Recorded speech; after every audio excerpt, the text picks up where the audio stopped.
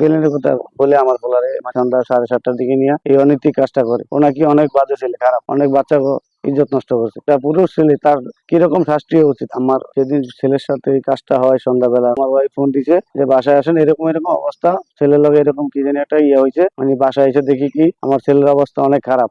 পরে আমার বলার জিজ্ঞেস করি তোমার কি হয়েছে বাবা? আমার বলে যে আমার এরকম এরকম এক জায়গায় নিয়ে গেছে, নিয়ে যাওয়ার পরে আমার সাথে এরকম এরকম কাজ করছে। নিচে আমার পোলারে নাকি ওই যে প্লেন দিব, খেলনা বিমান, এই প্লেনের কথা বলে আমার পোলারে সন্ধ্যা 7:30টার দিকে নিয়ে এই অনৈতিক কাজটা করে। আমার পোলার সাথে এইসব ধরনের কাজ করছে। একটা পুরুষ ছেলে, তার কিরকম শাস্তি হওয়া উচিত? আমি এই কারণে আমার এই ছেলে যাতে এই কোনো সময় আর কোনো কারো বাবা মার এই অনৈতিক কাজে জড়াইতে না হয়, আর কারো যাতে দর্শন না হয়, আমি ওর অন্যায়ের বিচার চাই।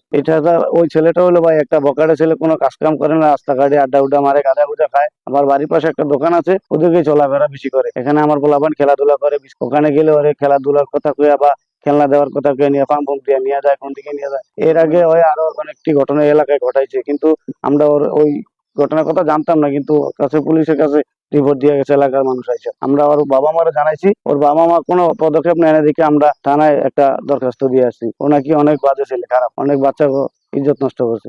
আমি এটা একটা বিচার চাই, সমাধান চাই, যাতে ওর একটা ভালো একটা শাস্তি হয়।